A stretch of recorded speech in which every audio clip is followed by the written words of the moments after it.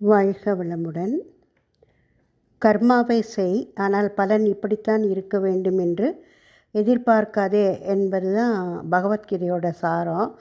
இந்த சாரம்தான் காலத்தால் மாறி கர்மாவை செய், பலனை எதிர்பார்க்காதே அப்படின்னு மாறிடுச்சு. இப்போ கர்மம்னா தெரியும் நமக்கு, கடமை அல்லது செயல். எந்த செயல் செய்தாலும் அதுக்கு ஒரு விளைவு இருக்குது. செயல் செய்ய தான் நமக்கு உரிமை இருக்கிறது. விளைவு இப்படித்தான் இருக்க வேண்டும், அதாவது பலன் இப்படித்தான் இருக்கணும் அப்படின்னு நினைக்கிறது சரியில்லை. அப்படியும் இருக்கலாம், அப்படி இல்லாமலும் இருக்கலாம். நம்ம எதிர்பார்க்குற மாதிரியும் இருக்கலாம், அப்படி எதிர்பார்க்காதது மாதிரியும் இருக்கலாம்.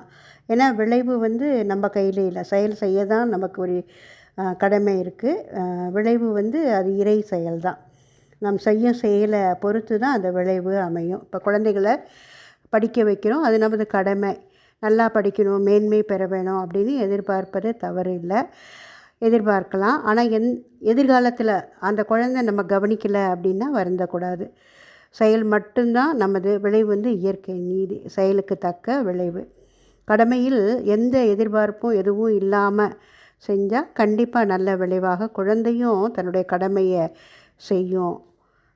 அப்படி தான் நம்ம எடுத்துக்கொள்ளணும். படிக்க வச்சுட்டு நீ பார்க்கணும் அப்படிங்கிற மாதிரி எதிர்பார்க்கக்கூடாது. ஏன்னா இந்த எதிர்பார்ப்பு ஏமாற்றம் வரும். அந்த ஏமாற்றம் கவலையில் கொண்டு போய் விட்டுடும். அதனால தான் கர்மத்தை, அந்த கடமையை கடமையாக செய்யாமல் கர்ம யோகமாக செய்யணும்னு சொல்லி பெரியவங்கள்லாம் சொல்லியிருக்கிறாங்க.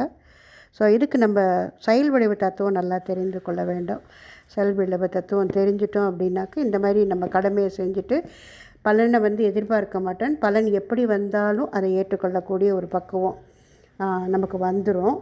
அதனால் அந்த செயலையே, குழந்தைகள் செயலையே அப்படிங்கிற மாதிரியான ஏமாற்றம், ஏக்கம் இதெல்லாம் நமக்கு வராது.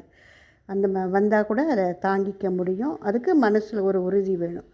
நாம் நம்ம கடமையை செய்கிறோம், பலன் எப்படி வந்தாலும் சரி அப்படிங்கிற உறுதி வந்துருச்சுன்னா எதிர்பார்த்த மாதிரி நடக்காவிட்டால் கூட அதுக்காக வருத்தம் வராது. அந்த உறுதி வரணும்னா மன ஒருமைப்பாடும் உறுதிப்பாடும் கொடுக்கக்கூடிய தவமும் ஆராய்ச்சியோடு கூடிய தற்சோதனையும் நமக்கு உதவி செய்யும். வாழ்க வளமுடன்.